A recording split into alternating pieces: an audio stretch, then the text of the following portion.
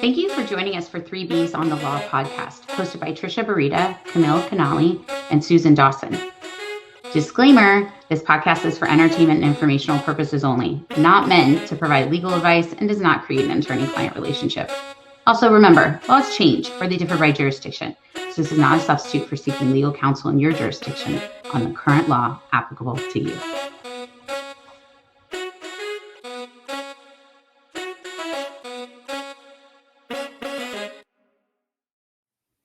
Hello, everyone. Welcome back to 3Bs on the Law.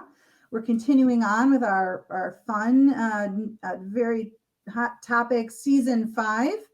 And our topic for today that we're talking about is leave laws, but not your standard ones, not the ones that you think about. Usually when businesses think about what leaves they give employees, they think about vacation, sick leave, or pay time off, or Family Medical Leave Act leave.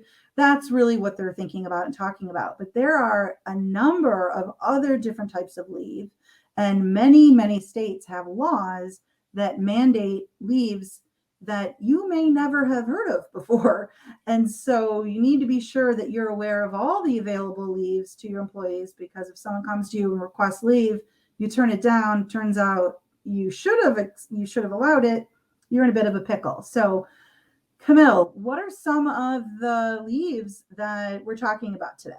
So these, I guess I should also point out, these can also be very state specific. So not every state is going to have the same leave laws. So depending upon where you are, you may or may not have a leave law. Like California has sick leave. Not every state has that. But in California, you better provide, if they qualify, you better provide your employees with sick leave. That's kind of the big one here that some people don't realize is required, even though it's been the law for a few years now. But, you also have jury duty leave that a lot of employers provide, bereavement leave, military leave, which doesn't always come up often, but it does come up, especially if you have someone who's in the reserves. You got an employee who's in the Army Reserves or the Navy Reserves or the Coast Guard, and they get called up. You got to provide them with leave too. So those are, when I think about the non-traditional common leaves, those are the ones that I think of initially. But there are more. There are more. And Illinois we've had for years, we've had a Child Bereavement Leave Act, which is, the loss of a child basically, but it's been expanded, and we're going to have another podcast where we talk about laws, coming down the road in 2023, and I'll talk more about it there. But yeah, there is a Family Bereavement Law Act in Illinois, where if someone in the definition of family under the law's definition dies, you have to give them a certain amount of time off. And I think employers are going to be surprised by how much they have to give them in time off. We also have a law here called it's the Victims Illinois Victims Economic Security and Safety Act, it's VESA, and it is for victims of domestic violence or sexual violence, and that they have to be provided and more violence. I should go on. Gender violence, crimes of violence, blah, blah, but they have to be provided leave. So if an employee comes to you and says that I was a victim of domestic violence and I want to take off 12 weeks, well, if your company falls under VESA, you got to do it. So a lot of it doesn't apply to everyone, and we'll go into more. We can go into detail in another podcast about some of these laws, like the Bereavement Act. We'll talk about in more detail. But the bottom line is there are little known laws in every state where people have the right to take off, and you need to be sure that you're aware of the laws in your state. Yeah, and California has a Domestic Violence Act as well. And, the requirements are a little bit different than they are in Illinois. Mm-hmm. So, it's not apples to apples always. Even though they're similar laws, they don't work exactly the same. So you should always be aware of what laws apply in your state. I think the most important thing that I always take away when talking about leave is you need to treat all of your employees equally. You can't give favor to one over another. And so Susan, I know I liked your example better than mine, so I'm going to use it.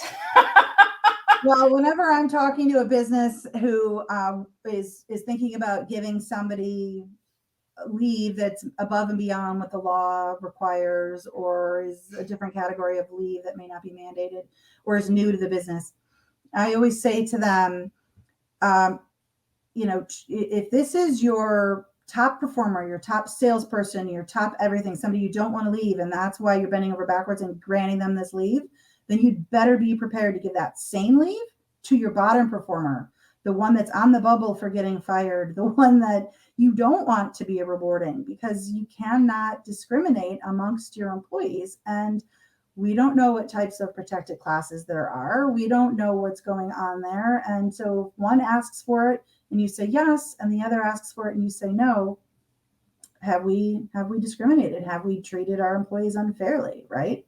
Yeah, and I think that's important. I think a lot of employers don't realize that. And I think that they want to do the right thing, not realizing the precedent that they're setting. And that's the problem. And so I think you always need to be looking down the road is what if every single employee asks for this type of leave once you give it? And it doesn't even have to be legal leave. They can ask for leave for a random reason, like they want to go watch their son's volleyball games, every Friday, Saturday, Sunday, and they usually work Fridays and Saturdays. Well, you have to be prepared to provide that really to every, employee. It doesn't have to be paid leave.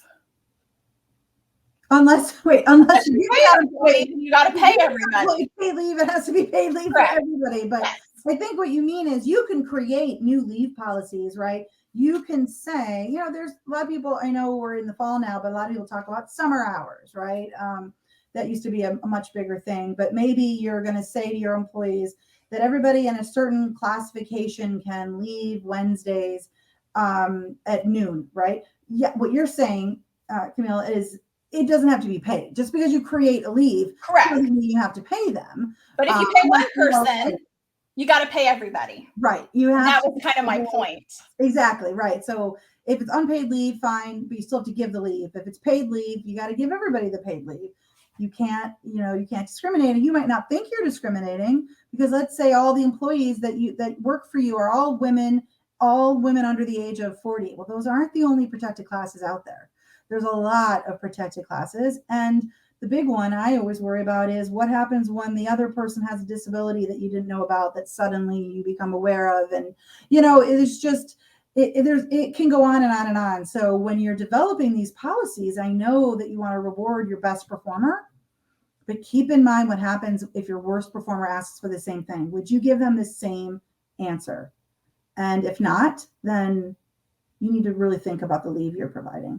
Yeah, you need to be even-handed. That's the short and long of it. Right. And make sure you understand what your laws are. Like we were talking about with jury duty. One thing I find interesting is Camille, we were talking about federal jury duty and how that can go on and on and on. Or one of your employees could get on a month-long trial, right? Doesn't have to be paid.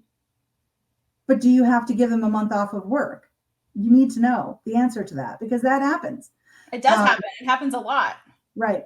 So most people think of jury duty as a one-day thing. It is not always a one-day thing. Yeah, and we're going to leave that as a teaser.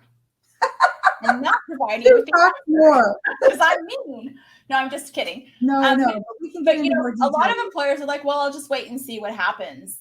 That can be a little dangerous. Yes. If you don't think about these things and how it could play out ahead of time, which is why we encourage you, even if you don't put a specific policy in place, to really think about how these things could not only affect your business, but affect your employees, and affect morale as well. Right. And you may have in your handbook, we will provide jury duty leave in accordance with law. See the office manager for more information or see HR for more information. That's fine. But HR better know how to answer that question when they come see them for more information. Right. And what about records? Because, that's one thing I'm always big about is documentation. Mm-hmm. But what about record keeping, Susan?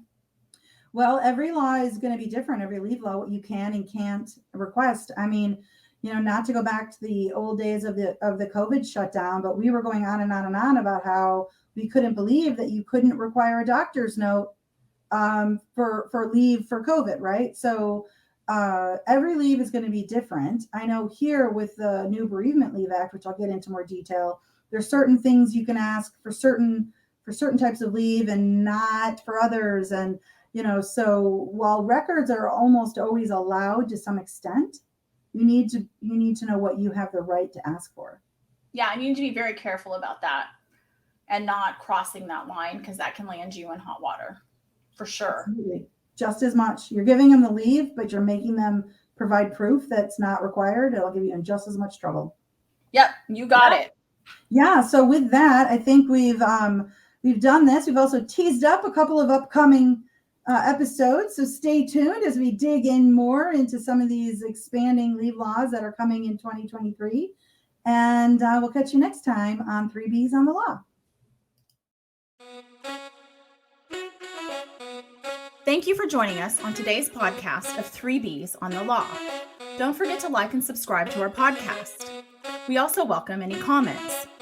If you'd like to get in touch with us or suggest a future topic, you can email us at 3THREEBsonthelaw@gmail.com. And because we're lawyers, we need to remind you that this podcast is not meant to provide you with legal advice and does not create an attorney-client relationship. Thank you again for joining us, and have a great day.